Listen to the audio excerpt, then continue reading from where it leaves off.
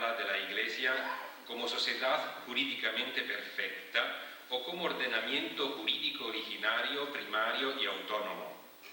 ¿Será porque se trata de nociones pacíficamente adquiridas en el ámbito eclesial y en el del Estado? Parece que tales nociones sean más pacíficas en el ámbito de la literatura jurídica no eclesial que en el ámbito de la literatura teológica.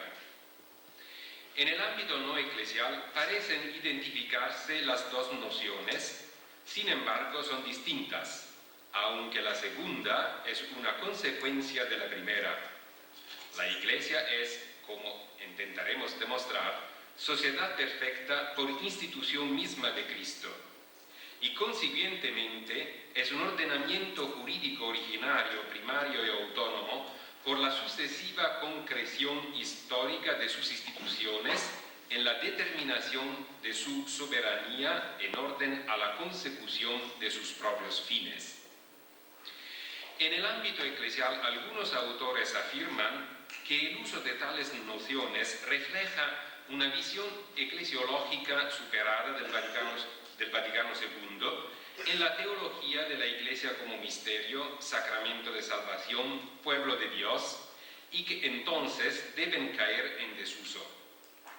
Debemos verificar si la negación del uso de tales conceptos trae consigo también la negación de la realidad que tales conceptos expresan, o si se trata solo de una cuestión verbal.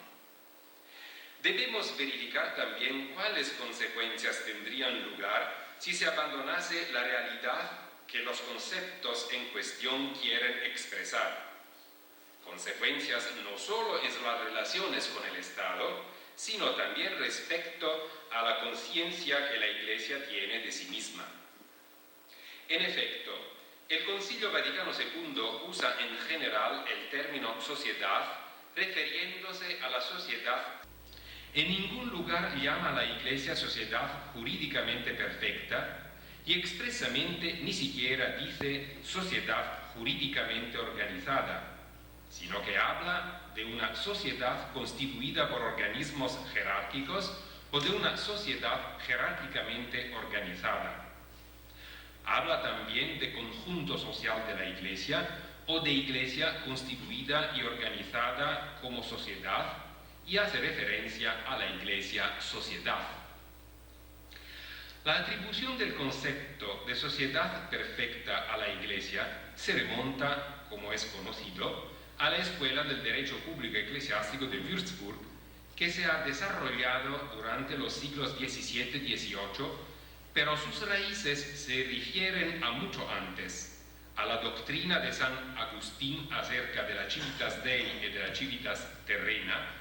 que ha sido asumida y modificada en la doctrina gelasiana y gregoriana de los dos poderes, desarrollada después en la de los dos órdenes natural y sobrenatural de Santo Tomás. El concepto de sociedad perfecta ha estado atribuido repetidamente a la Iglesia por el magisterio de estos dos últimos siglos. Tal atribución viene progresivamente hecha en un contexto cada vez más teológico, por lo cual la noción misma no se propone simplemente en su comprensión filosófica y en su relevancia social y jurídica para regular las relaciones con el Estado, como fue al comienzo, sino que cada vez más para comprender la naturaleza de la Iglesia en sí misma, con la finalidad de responder a equivocadas visiones eclesiológicas como las que derivan de la Reforma. Entonces, nos preguntamos si el Concilio Vaticano II, en un contexto purificado de todo planteamiento polémico antiprotestante o de reivindicación de autonomía del Estado, ha repudiado tal noción o si ella está implícita en su eclesiología y entonces es todavía útil, bien sea para comprender el misterio de la Iglesia considerada en sí misma, como también con respecto a la relación de la Iglesia con el Estado y con la sociedad internacional. Más allá de las formulaciones estrictamente jurídicas, que podrían parecer ajenas a la eclesiología del Vaticano II, más atenta a la dimensión mística de la Iglesia, no podemos negar que la afirmación que la Iglesia es un ordenamiento jurídico primario tiene también su valor teológico.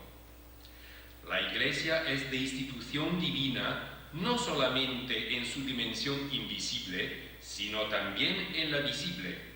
Entonces, también en esta dimensión visible no deriva de alguna autoridad humana. De hecho, así afirma la Lumen Gentium 8. Evidentemente, esta afirmación no vale con relación a todas las particulares instituciones eclesiásticas, pues muchas de ellas son instituciones humanas, sino que vale con referencia a la Iglesia visible en su globalidad. Para comprender la naturaleza sacramental de la Iglesia,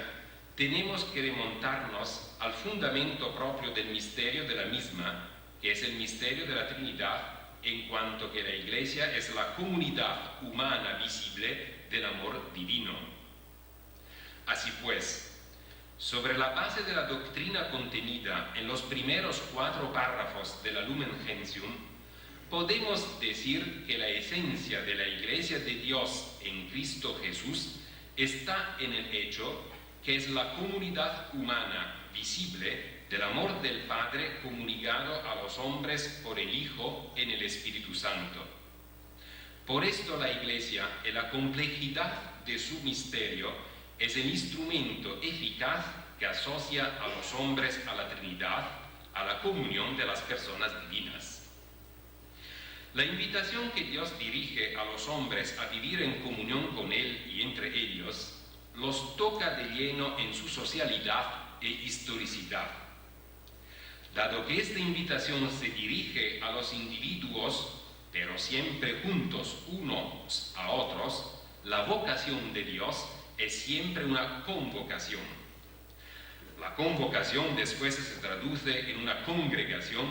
porque es Dios quien llama a los hombres a la Iglesia y los congrega en ella a otros. Cuando el hombre percibe este llamado y responde, entra en la comunión con el tú personal de Dios y de los propios semejantes. En esto está la salvación del hombre, porque su existencia llega a plenitud en la relación de lo que Dios ha querido desde el comienzo de la creación, es decir, que el hombre se vuelva cada vez más imagen de Dios en su ser social. Aquí tenemos la conjunción entre antropología y eclesiología, que es de la máxima importancia para la problemática que estamos tratando. De hecho, visto que la eclesiología sigue a la antropología,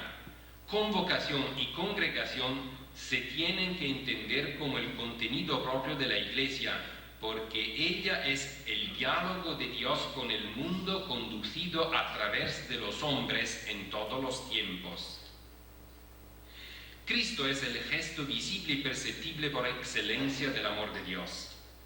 En la encarnación se realiza plenamente el deseo de comunión de Dios que abarca en su vida trinitaria y con definitividad escatológica a la humanidad entera. La redención se obra por Cristo Jesús, hombre Dios, a través de gestos visibles y sociales humanamente perceptibles y definibles que revelan el amor del Padre y comunican su vida divina. En este sentido, Cristo es el sacramento primordial del amor del Padre a los hombres y la única vía de acceso a la salvación. Sobre la base de estas proposiciones fundamentales de la fe, la Lumen Gentium, en el número 8, al cual nos hemos referido arriba, por una no débil analogía con el Verbo encarnado, contempla a la Iglesia como la prolongación sacramental de la acción salvífica de Cristo, por lo cual el organismo social de la Iglesia sirve al Espíritu de Cristo y la vivifica para el crecimiento del En relación a Cristo, sacramento primordial, la Iglesia es sacramento radical y universal de la salvación de Cristo viviente y eficazmente operante en el mundo. La sacramentalidad, que es la asunción de la realidad terrestre en la actividad salvadora de Cristo glorificado, es una categoría de fundamental importancia para la comprensión de la naturaleza de la Iglesia en su dimensión de visibilidad y de invisibilidad.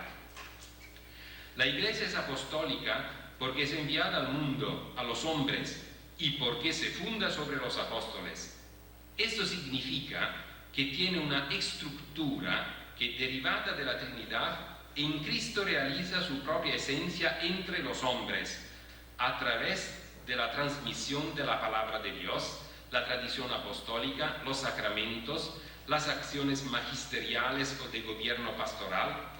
con el ejercicio de una propia autónoma potestad para la tutela de la palabra y de la tradición y de la recta administración de los sacramentos. La Iglesia puede ser para los hombres en la medida en que eficazmente ofrece la salvación a través de hombres por medio de los instrumentos de comunicación propios de la naturaleza social del hombre. De hecho, Cristo es mediador de salvación, no solamente en virtud de su divinidad, sino también en virtud de su humanidad, con la cual ha entrado en una relación solidaria con todos los hombres. Apostolicidad de la Iglesia, entonces, significa que la redención continúa siendo participada a través de los hombres, los cuales son mediadores de la salvación por mandato de Cristo. Este querer de Cristo se manifiesta en la constitución de los apóstoles y en la consiguiente sucesión apostólica. Así, la apostolicidad expresa, según la economía encarnadora de la salvación, la manera de comunicación de esta salvación de Dios en Cristo y según Cristo, conforme a la naturaleza social del hombre y a la dimensión histórica en la cual vive. Lo importante no es el uso de la locución sociedad jurídicamente perfecta, que puede estar ligada a los tiempos en los que había una visión de las cosas que ha sido ya superada, sino que el Estado en su relación con la Iglesia Católica le reconozca la realidad que es que el concepto de sociedad jurídicamente perfecta quiera abarcar como necesaria consecuencia, es decir, que la Iglesia tiene un ordenamiento jurídico suyo propio, primario y autónomo, que no deriva del Estado y que por consiguiente, por su misma naturaleza, en sus relaciones jurídicas con el Estado, se coloca en un plano de paridad y en el mutuo reconocimiento de la plena y libre soberanía de cada uno de los dos en el propio orden. Muchas gracias.